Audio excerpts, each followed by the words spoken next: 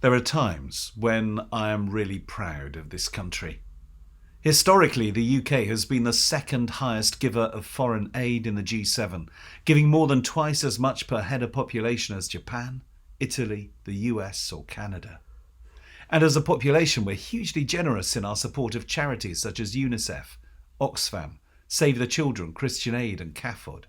We know that no matter how bad things have been for us here, things are many times worse in other parts of the world. Like the Yemen, for example. UNICEF are raising funds for the Yemen at the moment, and they say this.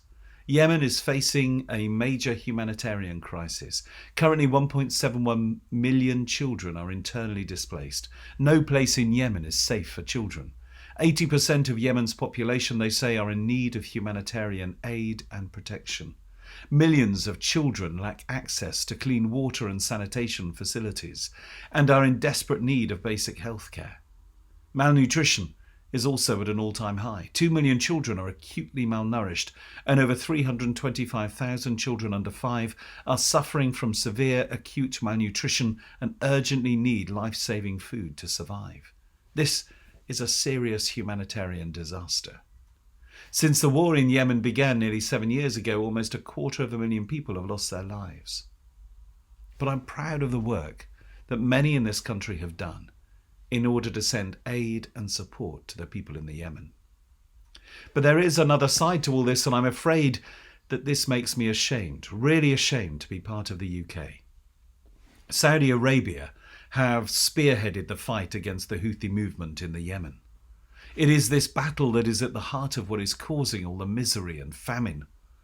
And the published value of UK arms export licenses to Saudi Arabia since the war in Yemen began is £6.8 billion, and the true value may be as high as £18 billion. Medical and water facilities have been decimated by something like 200 air raids since 2015. That's about 3 air raids a month, using bombs made in Glenrothes in Scotland and Harlow and Stevenage in the southeast of England. Our own MOD tracker database is fully aware of allegations of human rights violations. The US and Italy have suspended their arms sales to the Saudis, and several other countries have restricted them, but the UK continues to equip this evil assault on humanity. And now, despite the humanitarian crisis that I've mentioned, the UK has taken steps to almost halve the amount of aid that it has pledged to the Yemen.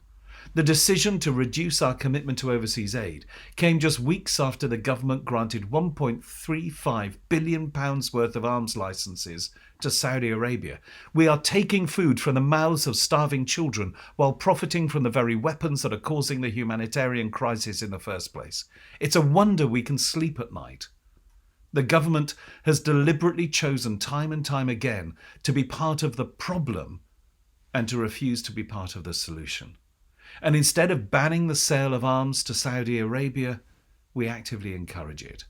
Companies like BAE Systems, MBDA, Raytheon, Leonardo, an Italian company but with a strong UK presence, Hidden Technology from Southend-on-Sea, Rolls-Royce, Boeing, Lockheed Martin, General Dynamics, they are all earning billions trading with Saudi Arabia.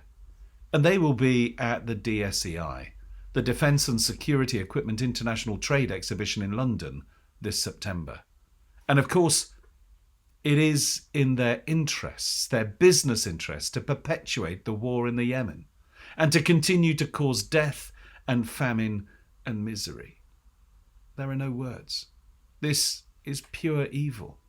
We cut back on our humanitarian aid. We allow children to die of malnutrition and disease while we continue to subsidize and support the arms trade that leads to their immense suffering in the first place. It really is evil. There is no other word for it. Lord, have mercy upon us.